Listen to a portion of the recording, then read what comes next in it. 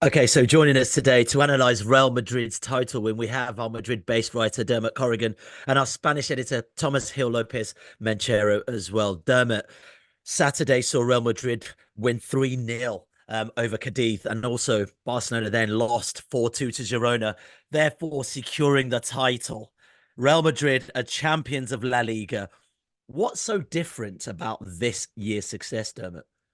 Hey, everybody. Yeah, it does feel kind of different for the success because Madrid are so dominant. They have been by far the best team in the Liga this season. Seen them won both Clásicos against Barcelona with Jude Bellingham last winners, but they were the better team, I would argue, in both games. They were really better than Girona, who they beat both games as well. They hammered Girona at the Bernabeu a few months ago when it was put up to them. And there's just a feeling of happiness around this Madrid team of there being no rows, no annoying personalities, no problems off the pitch. Other Madrid teams over the seasons have had like love 'em or hate 'em type characters like Sergio Ramos and Cristiano Ronaldo, who even amongst some Madrid fans, there were times when Madrid fans would whistle their own team at the Bernabeu or whatever. But I happened to be at the game on Saturday just as a fan, which is an unusual thing for me, but was in a different part of the stadium. And just the feeling of like communion between the team and the fans was amazing. Barca hadn't lost yet, but everybody knew they were going to win the title. So after the final whistle, the players went to kind of applaud the fans. The fans stayed in the stadium after the game for 5 minutes or so, and the sun was shining. It was just a real celebration of what is a deserved La Liga title for Madrid and a really meaningful one, I think, as well. Yeah, Thomas, I was just trying to get a sense of how good Madrid have been this season in La Liga. Looking at the table, they've only lost once. And to go back to that loss would be what, September against Atletico Madrid. Absolutely dominated the league. Has it been that linear? I think it feels like it's been very linear. Obviously, as I think we're going to talk about those three ACL injuries they suffered with Courtois, Militao, Alaba, I think do have to be taken into account. I appreciate maybe a lot of fans probably wouldn't have a lot of sympathy for Madrid Mm. given their riches, the fact they got the highest spending cap in La Liga.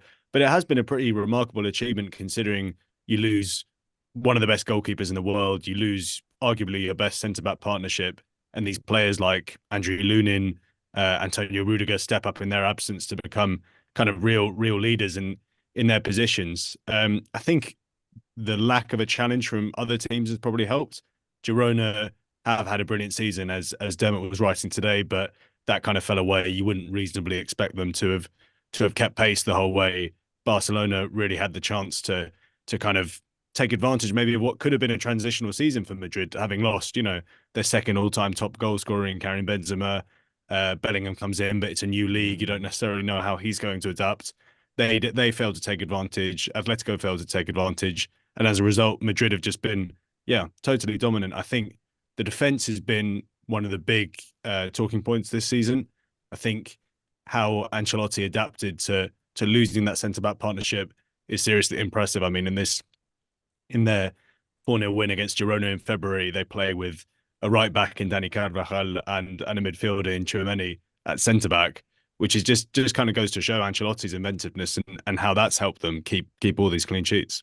Yeah, I definitely want to talk about what Ancelotti's brought to this squad in just a sec, but we can't go any further. And the name has popped up several times already in the pod. We've only been recording a little while. Jude Bellingham, look, not just from an English perspective, but I guess for a young man who's entering a new league, but also playing for one of the giants of global football. I mean, what an incredible season so far. I think 18 goals so far in our league, 4 assists, 4 goals in the Champions League, another 4 assists there in the Champions League. And I guess in a position that is not his natural position, Dermot. Yeah, it's been phenomenal. Like few players in history have made quite a spectacular an impact in their first few weeks, as Bellingham did at the club. He just kind of arrived. People in Madrid weren't sure about him.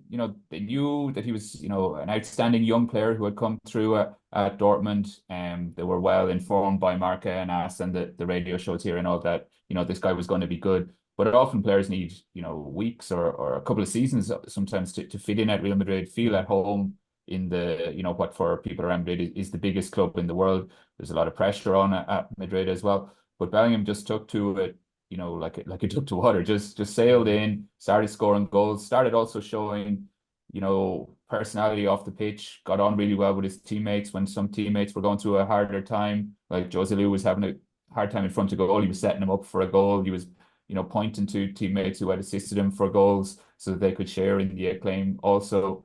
And he just settled in so well. He's hit a bit of a dip. Like he hasn't been able to continue the spectacular, like scoring a goal every week to win the game, which was happening. Okay, he's not a striker though, Dermot, is he? No, but that's what I let mean. the man off.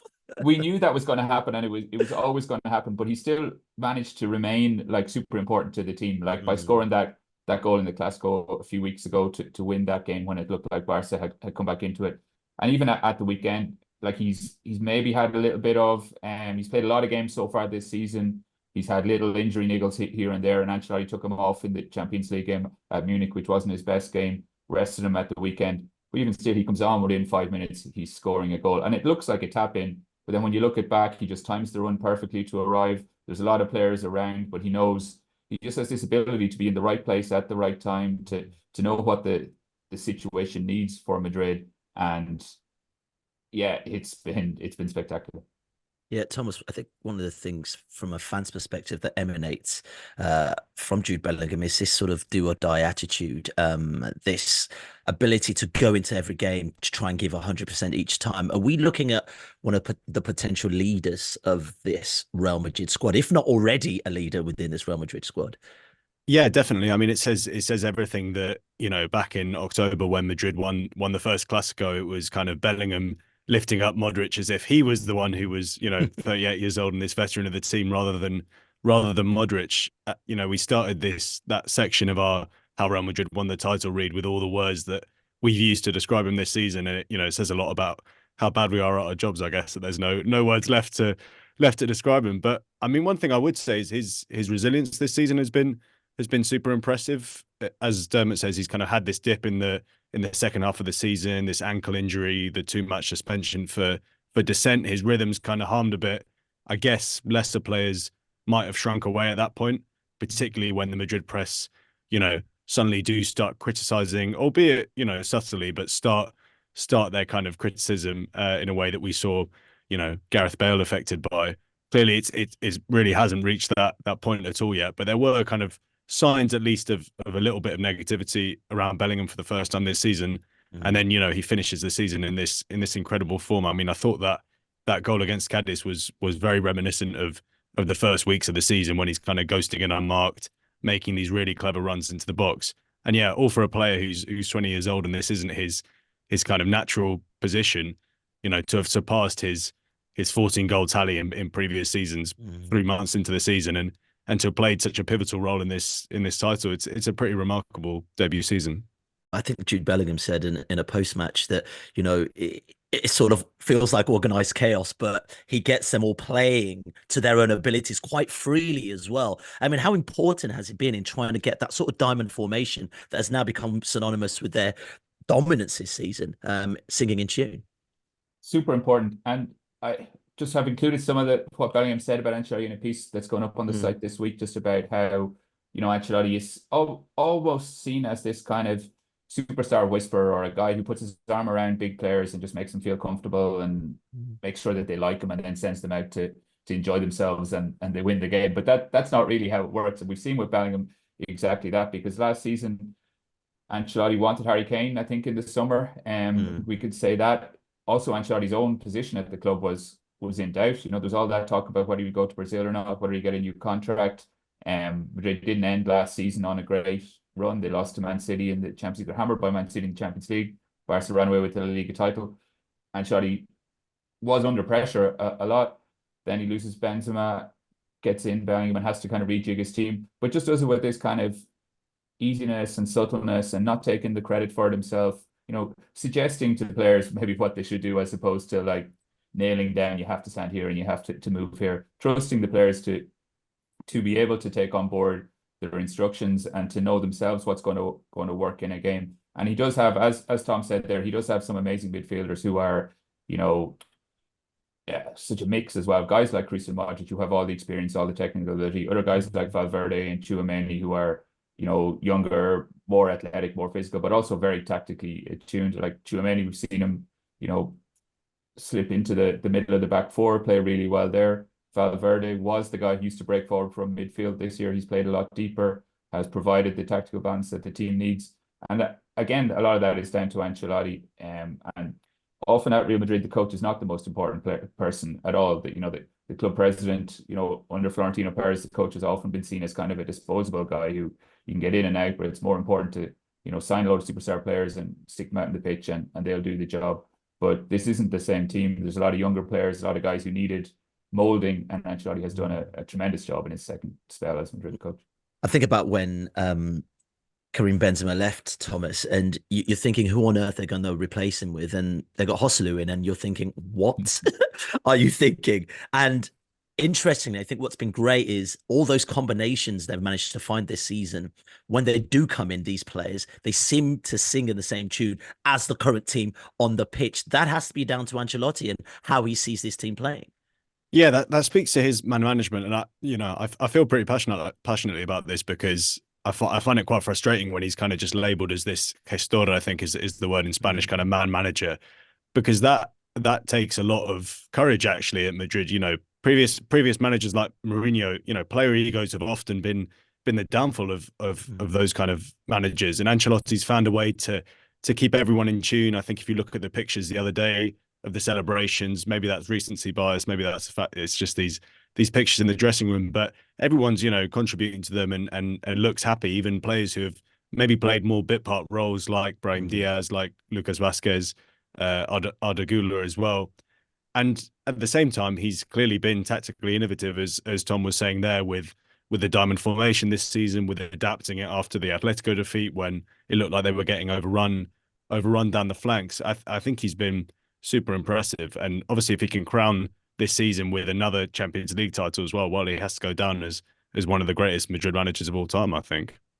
Yeah, for sure. I guess the bigger question now, and we look at the world of football and we ask ourselves, where does Carlo Ancelotti rank in terms of, the best European managers of this era?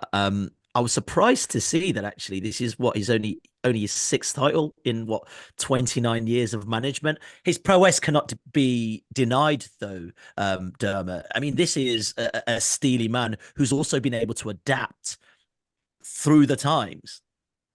For sure, like there was a sense with him earlier in his career, especially that he was more suited to the Champions League, to getting players up for big occasions, for keeping them calm, not letting them get nervous, for just being able to focus on the Champions League. And then maybe that in La Liga that his teams were a little bit too inconsistent, so that they might take their eye off the ball every now and again, because he had so many big stars.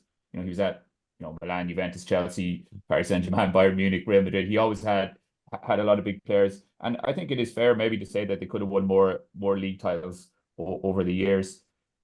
I think that he has maybe learned a little bit, or as he's reached this stage of his career, it's definitely a thing where he talks so much about intensity and about working hard and about putting everything in every single game. We've seen that with Madrid in recent weeks, when often Madrid be going for the Champions League and they'd have like a tricky enough away game, say at Real Sociedad in La Liga. They're already more or less assured of the La Liga title. Some of the players might phone that one in. They wouldn't give the whole commitment, wouldn't be running back, chasing back all the time. But they went to Real Sociedad, didn't need to win, but won 1-0 with a really gritty defensive performance. Arda Güler, who Tomas mentioned there, hasn't played that much this season. You would like to have played more for sure. Plays really well, scores the goal in the game. And it's like Ancelotti maybe knows at this stage of his career what to do, or he's improved as a manager, and maybe now he's able to get the best out of his team in the Champions League, but also to maintain that focus on the league title. And he has won not many league titles, but one in Italy, or is it two in Italy, one in England, one in Germany, one in France.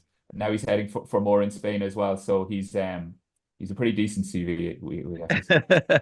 Is it that ability to reinvent himself, though, Thomas, that's really key? Because, just before the pod, we're talking about, someone like Jose Mourinho, for instance, who's got a very specific idea of the type of football he wants to play. Look at Carlo Ancelotti. He's definitely the older head in this team, but these are young lads to be able to adapt to this modern style of football and still exist dominantly in this era of football is quite impressive. Yeah, it is impressive. You're right about Mourinho when you think about his time at United, especially, right? Couldn't Mm. quite keep up with the times in the same way. I guess you'd say about Ancelotti, he's not been a revolutionary manager per se, like Pep Guardiola or Mourinho, but at the same time, as you say, he's found a way to stay relevant, to stay as a really impressive manager. It's easy to forget that he rejoined from Everton a couple of years ago, which now feels like a kind of odd fever dream, right? But you wouldn't have found a lot of people saying that he was destined for success in his second spell at Madrid back then, when it seemed like he was just being brought in as another one of Florentino's managers that he kind of, gets through on a regular basis. But he's been really impressive. He's created this new system. He's also shown his adaptability when players are thrown at him, when players leave, such as Benzema, and maybe a top class centre forward isn't brought in the same way. He finds ways to adapt, to reinvent himself. That's what's really impressive about him. When Ancelotti came back from Everton, Madrid looked around for a good while to try and find a different coach. He wasn't the first choice. It took them a couple of weeks before they called him, and he was delighted to come back. Everton was on the slide. But in his first season, similar to how Bellingham has exploded this season, it was Vinicius that exploded, because when Ancelotti took over, Vinicius hadn't had a great time under Zinedine Zidane, the previous coach. Wasn't always in the team. When he was in the team, he was missing chances, didn't look confident. Excuse me. And there was a lot of people thought that Vinicius was not going to make it at Madrid. Ancelotti came in, rejigged the team to sit deeper, to play more on the counter attack, to let guys like Cruz sit deep, play the ball into space for Vinicius to run onto, and it worked spectacularly well. So it's been I would agree that it's been a kind of an evolution of Ancelotti, the way that he's going to play. And if you speak to people who know the club and know that the coaching team especially, they say that Ancelotti's son Davide, Francesco Mari's son, who's there as well, are key people. They're the same age as the players, kind of. They're the younger generation of coaches who are up to date with the latest tactical ideas, who do study the game, the stats, the physical output of the players. They're looking at what other coaches are doing around Europe. And Ancelotti, it's not that he, lets the kids do the job for him, but he is able to speak to them. He's able to use their intensity, their enthusiasm, their energy, while being kind of relaxed about it. Even in press conferences, makes jokes about how, I'm getting on a bit, so it's good to have these kids to come in and show their enthusiasm and their energy. Yeah, I wonder if David also works with this. I guess you've got a much younger team, right? And you've got a much younger assistant coach. And from the piece that dropped on The Athletic, how Real Madrid won La Liga, I think they went out on May the 4th. You get a sense that he speaks various languages. So there is almost like a really good link between Ancelotti and these young lads as well. Yeah, for sure. Like you have a dressing room with Bellingham speaks English. There's a lot of Portuguese speakers with the Brazilians. There's some French kids, and Davi's able to speak to all those on their not their own level, because he's still coaching. He's still a little bit older than them, and they're still superstar footballers. But he is able to make a connection to them, which maybe older coaches, like we mentioned Mourinho there, even Rafa Benitez is another former Madrid coach who replaced Ancelotti the first time at Madrid, and hasn't been in the Champions League that much recently. But Ancelotti, at 64-year-olds now, has been able to continue that connection. We saw him when they won the Champions League a couple of years ago, that photo of him with the cigar and Vinicius and Militao and Rodrigo. Like he just has that kind of coolness about him, and that ability to connect while being able to make calls to leave Luka Modric out of the team because he doesn't want to play him anymore, over 90 minutes. There's a hardness there as well, or a confidence in his own ability to make the tough calls, but with the lightness of touch, which makes it that he doesn't lose his relationships with his key players. Yeah, and just quickly before we move on, Thomas, that is quite key, isn't it? You've got big players like Luka Modric with so much experience, not really getting much to game time, and to be able to manage all that, and still keep this team going. I mean, it has to be a testament to just how well he communicates well with his players in terms of what he wants them, but also getting them to understand a bigger picture as to where Real Madrid need to be this season. Yeah, one of his great successes is making it seem as if those players don't have egos, because I'm sure there are egos there, but we've Exactly. seen no kind of sign of that. Yeah, Vinicius, Rodrigo, Bellingham, Modric. Rodrigo and Modric are two good examples. Rodrigo often kind of played out of position. He'd probably prefer to play on the left, or sometimes through the middle, and instead kind of has to sometimes make do with this right-sided attack role. Modric hasn't played anywhere near as much as he would like to this year, and they both just get on with it. I do think that is testament to Ancelotti and his coaching staff, and maybe a sign of them transmitting the kind of the wider picture. Right, I thought there was this great moment, the last goal against Cadiz at the weekend, when Nacho sets up Joselu. Well, those are two players who haven't had the biggest protagonism this season. I actually think Nacho has been quite poor sometimes when called upon, but they're kind of fighting till the end. There, Nacho's laying up Joselu to have his moment in the sun, and I think that just goes to show the kind of feeling that's been created around the squad. Okay, well, let's talk about how we see Real Madrid potentially dominating, La Liga. I mean, this team is absolutely ridiculous. And Dermot, you wrote a piece on The Athletic today. Real Madrid's dystopian dominance, Barcelona and La Liga rivals are way behind. Is that it at this moment in time? Is that they look like a well-oiled machine, and the others fundamentally, including Barcelona, don't really. It's scary stuff. It's pretty nightmarish for Barcelona fans at the minute. I think just the way they lost the league at the weekend as well, with Xavi's going to continue, but he's still getting criticized. He's complaining about it not being fair. Laporta, embarrassed about losing at Girona, their local rivals, to not be able to get into second place in the table. Meanwhile, at Madrid, as Tomas was saying there, they lost Courtois, Alaba, Militao earlier on in the season, three key players in the team, but didn't seem to bother them at all. Now this summer they're going to bring in Mbappe. We're all pretty sure Endrick is definitely coming in. Bellingham is 20. Vinicius, Tchouaméni, Camavinga, Rodrigo, Militao, they're all in their early to mid 20s. They all have a huge amount of experience. Most of them will have two La Liga titles at least, and maybe two Champions Leagues in a couple of weeks. Modric is going to move on. Kroos at some stage is going to move on. But there's just a core of a team which, if they can stick together and if things continue, and if they add Mbappe on top as well, it's very difficult to see anybody else competing in the Liga over the next couple of years, which is a problem for Spanish football. It's kind of because Madrid are always like taking on La Liga. It's not that Madrid are like a symbol of what La Liga is doing really well. They're always fighting between Perez and La Liga president Javier Tebas over money and over all the kind of different things. And meanwhile, Barca have their financial issues. They haven't gone away at all. It's going to be a difficult summer for them as well. Atletico kind of seem resigned to finishing, to making the Champions League next year again, to just kind of taking over. But, they also don't have the resources of Madrid and can't put in a really sustained challenge. And further down, you've got teams like Sevilla and Valencia and Villarreal not able to compete with the Premier League. Guys like Aston Villa or Bournemouth can come in and take the best young Spanish players, the best young Spanish managers. Don't want to put too much of a downer on it, but it's just not a great moment for La Liga generally, really. Meanwhile, it's a fantastic moment for Real Madrid. Yeah, and Perez, they're just like clasping his hands. They're the most dominant team in La Liga.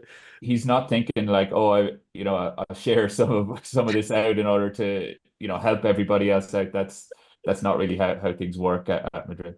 Real talk, though. I mean, how long do you realistically see this dominance stretching for? Are we talking the next 3 or 4 years, or a bit longer? It's hard to know because things can change so quickly in football, and Barca have, a lot of good young players as well, and La Masia, and maybe it can turn around. But the fear would be something like a Paris Saint-Germain, Bayern Munich type of a situation where Madrid go on a run of 5-6, and that kind of rebuilds itself. Then it's a self-perpetuating type of a dominance that we have seen in other leagues, and Man City are doing a decent job of it in the Premier League at the minute as well. That it can be hard to break those type of dominance when it starts. So yeah, that's the fear. Well, again, to say like people at Barcelona will hope that they'll be able to bounce back, but it's been a tough couple of months for them. Thomas, quick one to you. Can you remember a time where Madrid have seemed this settled? I mean, everything just seems to be churning really nicely. The players seem to be happy. I know some might leave, some might go. They've got this incredible new stadium, £1 billion stadium, the best apparently in Europe. Everything's going really well.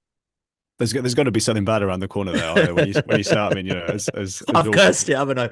Yeah, exactly. But you're right that there's arguably not been a time in recent years when they appear to have this squad, which, as you say, is ticking over really nicely, and also where you have, multiple positions of real strength and depth, and really talented youth coming through.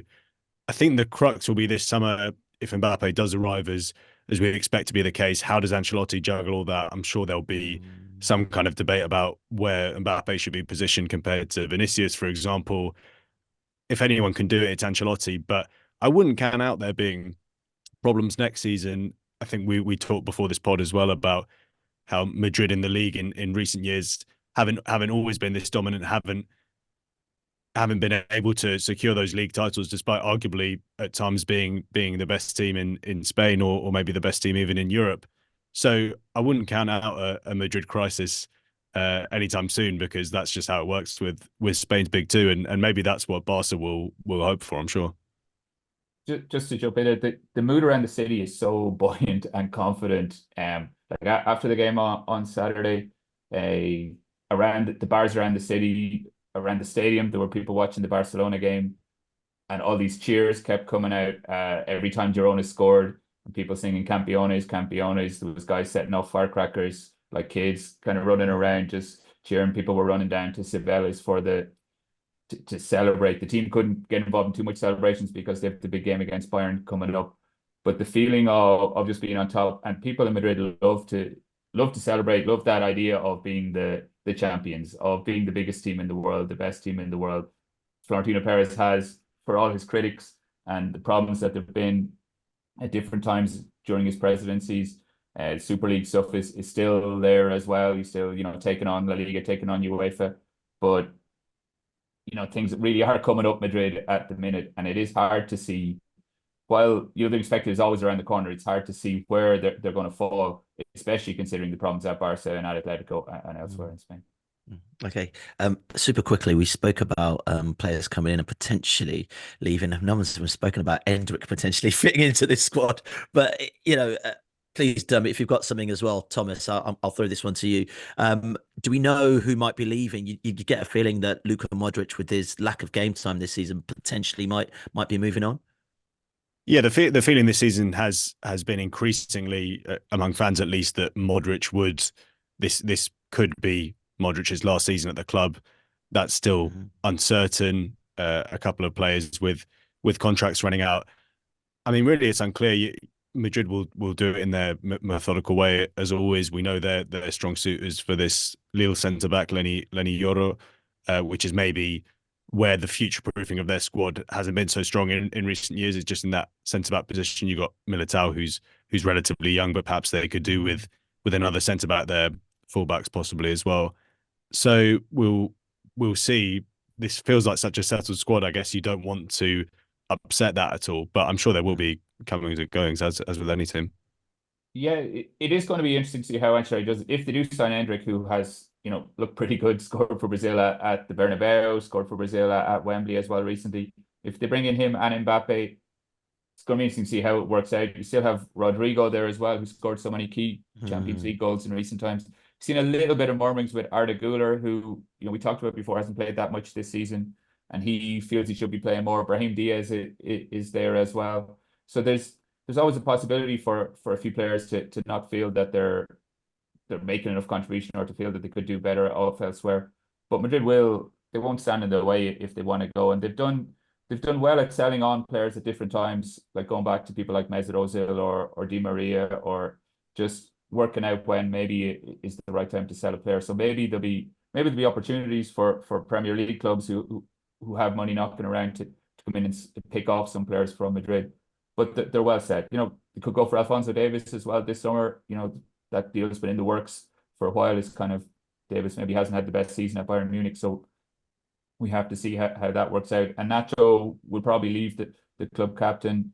Modric is getting on. Maybe Dani Ceballos moves on as well. But the core of the team is still there. Your Camavinga, Tchouaméni, Valverde, Vinicius, Rodrigo, Mbappe if he comes in. It's Militao as well. Courtois not that old as well. He's going to come back in as first receiver, I guess, next season. So again, they're well set. Okay, well, look, La Liga done. Great achievement. Everyone knows Real Madrid love the Champions League. Still that to come against Bayern Munich. Dermot, have they even been able to celebrate the La Liga success yet? Or is it, you know what, we've still got the big one to get over the line? That's the thing about Ancelotti and the current team as well, is that they do seem the more laid back characters maybe, or there's not the big Ramos, Cristiano Ronaldo guys who are there before, and it's easier to control them. Maybe it's easier to stay focused. Speaking to somebody who knows Ancelotti, knows the dressing room setup well, the problem maybe after the Man City game was a little bit just that they already felt, we beat Man City in the Champions League. They were the main favourites for the title. We overcame Pep Guardiola, who's always like kind of still feared around the Bernabeu what his teams are capable of. Then we beat Barcelona, and they almost knew that they'd won La Liga. Once that game was over, they could kind of celebrate the Clásico win. The team didn't go to Cibeles. There was talk that maybe they would go down to Cibeles to the fountain where they celebrate the wins in the city centre on Saturday evening, but that was nixed because the focus is on Bayern. And again, that feeling they don't want to get too carried away with themselves, because it is Bayern. It's not the best Bayern ever, but Bayern put it up to them at times in the game. And Ancelotti was a bit, in his own way, he was quite critical of the team after the first leg. He said our intensity wasn't as good as we wanted. He wasn't happy with how the team, gave away those 6-7 chances in the first 20 minutes. Then when they got in front in the game, they managed to give away 2 goals, gave away a sloppy penalty as well. So he's still, while he's the nice guy and, friends with the players, he's still able to keep them in check, or that's the plan is anyway, to keep them in check. But they're still confident that they'll be able to beat Bayern, and then they will see themselves as favourites for the final. Whether it's Paris Saint-Germain and Mbappe and Luis Enrique will be huge. If it's Borussia Dortmund, then they'll really see themselves as favourites. But again, it's positivity around Madrid. It's trying to keep things under control. That's a lot of what Ancelotti's doing over the last couple of days. Yeah, Thomas, I'm sure winning La Liga is wonderful for Real Madrid, but it's almost etched on most people's contracts. The Champions League, I mean, that's not fact, obviously, but the Champions League is the one that Madrid really desire, isn't it? Yeah, compared to La Liga, I think if you asked most fans, they would say they would prefer to win the Champions League over La Liga, even though sometimes Champions League campaigns can be a bit more up and down, whereas winning the league is more proof, I'd say, of how strong a team is. It will be interesting to see against Bayern how the players recover, but I've got no doubt that they'll be going for that one with everything they've got, really. They barely had to break sweat really against Cadiz. As Dermot says, the celebrations being cancelled is further proof of how they were looking to that Bayern tie as the real final, as it were. Why Madrid get into these situations? It's 10 years since La Decima, since that 10th Champions League that Madrid won back in 2014 during Ancelotti's first time in charge, which was such a crucial moment in the history of the club. And it did kind of change the feeling around the club, that Madrid for a while were nervous in the Champions League because it was such a big deal, because they'd gone so many years without winning a European Cup title, that they did tend to freeze when it got to the semi-finals. But since then, they've just been on a roll. Seen with all the comebacks in recent years at the Bernabeu against teams like City and Chelsea and PSG, and also when they get to finals, like against Liverpool, the 2 most recent finals, that things just tend to go their way, that they manage to handle it. So they will be confident for sure that if they do get to a final, that they're going for their 15th Champions League, and they'll be very confident that they'll get it going into the Bernabeu to put alongside the other trophies that they have in the new museum at the new shiny stadium. So again, it's pretty good. I mean, with a shiny new team as well. Oh, goodness me. Boo-hoo for Real Madrid. Anyway, gents, thanks so much for your time, Thomas, and also thank you all for listening. We are back tomorrow. If you want to watch more episodes of the show, please subscribe to the channel. We'll be joined by the likes of David Ornstein, Matt Slater, Adam Crafton, Carl Anker, and plenty more through the season. If you'd like to listen to the episodes in full in audio form, search The Athletic FC wherever you get your podcasts from.